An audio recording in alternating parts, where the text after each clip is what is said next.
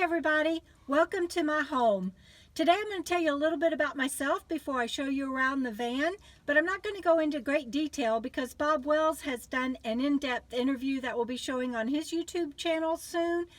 I don't know, I don't have the exact date of course, but I know that's coming up, so I'm just going to give you a little overview about me and then take you on a tour of the van. So if you follow my blog at all, shameless plug here, DeBRA'Dickinson.com, you know a little bit about me and that I have a brain injury. And so I'll just go chronologically if I can, as fast as I can. Had a very tumultuous childhood. And in fact, I left home 2 months before my 16th birthday so that I could graduate high school, and I was the first in my family to do so. And I'm very proud of that. And I also have a college degree in biology and a double minor in physics and chemistry. And so I've written a book of short stories, and most of them are based on that segment of my life, childhood through college, and some later in life. But another shameless plug, that's on my website also, and the name of that book is Kaleidoscope 9 because it's 9 unrelated short stories. And thank you, Angelique, for helping me get that published. Let's see, what else do I want you to know? My brain injury happened, I'll be honest. My foster son that I was in the process of adopting, he had an episode, and I was beaten and in a coma for a while, and anyway, that's how I got the initial brain injury. And before anybody blast him or anything in comments, please know that those will be deleted because he was Down syndrome, and that incident, that episode, was not his fault. It was a reaction to things at school. So there's that. Fast forward 10 years, and I had recovered from that, and had even, that was just a horrible thing, but I recovered from that. And 10 years later, I had built a career, worked for the state of Texas, and ironically, in the Department of Health, and then the Department of Assistive and Rehabilitative Services, which I think that's funny today because I are one. But and I had bought a home and had actually remarried when I started having seizures. And they thought at first it might be TIAs, mini strokes, and I was tested for all kinds of things, and it turns out that it was scar tissue building up from the initial brain injury.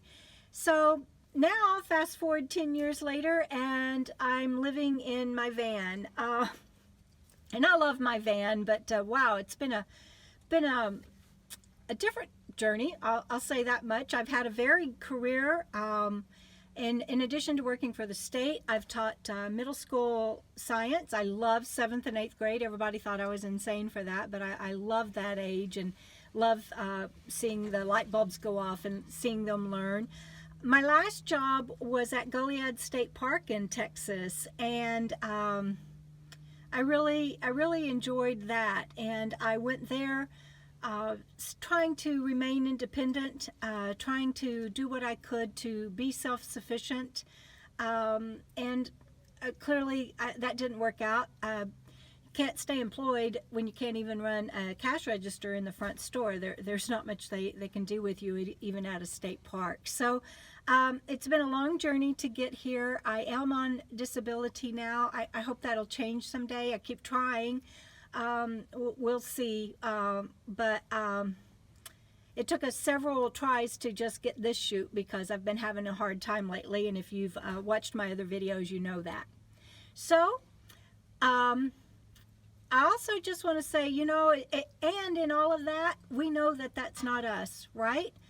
We're here to walk each other home, and it's a matter of grace and love and being love, and that's what I choose to focus on. So I'm going to show you around my little piece of heaven here on earth. Here we go. Well, clearly I'm sitting on my bed.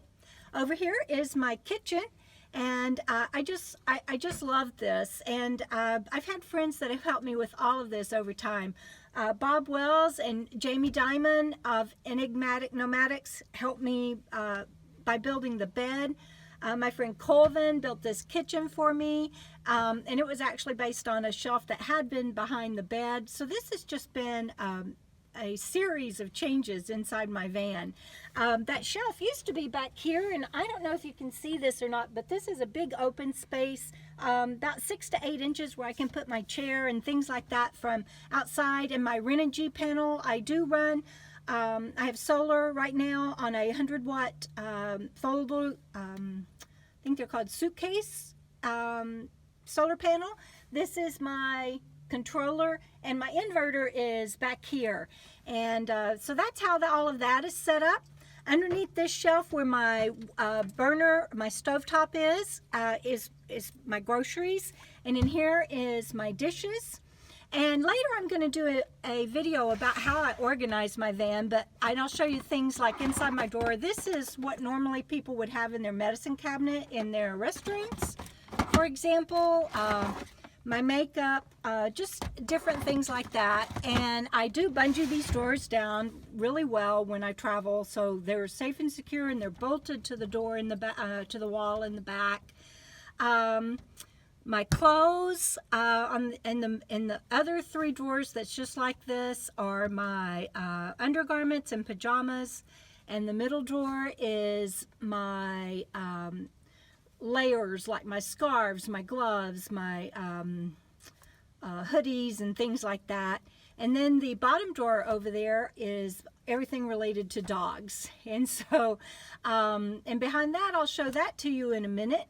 The insulation, I'm also going to do a video on how I've insulated the van and the process for that, and there's some things that we're going to tweak on that, so I'll get to show you that too.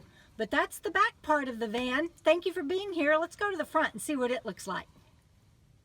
Okay, so here I am at the front of my van, and I want to tell you a few things about it. I told you about the drawers on the side. Well, this is drawers here beside me that are sitting right behind the driver's seat, and I have all of my maps in here, my atlases and benchmarks. They all fit in here just perfectly.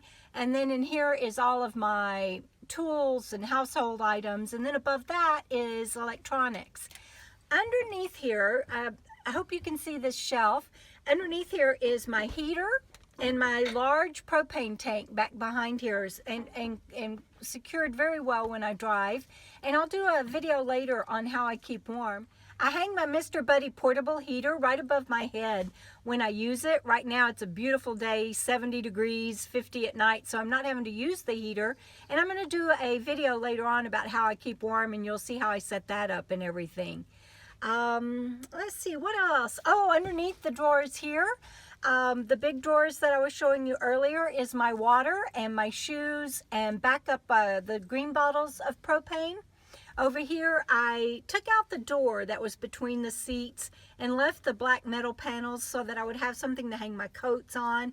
And later on, I'm going to do curtains and redo the insulation and everything on my doors, and so that'll be another video as well. But I hope this gives you a good overview of what the inside of my van looks like. I just love it. And now we'll go to the back of the van and wrap this up, and if there's anything I've left out that you want to know about or see, just let me know. All right, so thank you so much for being here today and learning a little bit about me and seeing my van, my home. And I think I forgot to mention, I told you back here is where I put my chairs and things from the outside, my Renogy panel when I go to travel. Over here on this side, I have my tall things like my walking stick and some poles that I carry when I want to set up a canopy and everything. I also have tons of storage thanks to Bob and Jamie underneath my bed, and that's where I keep a lot of big things, and life is good out here. We'll see you down the road.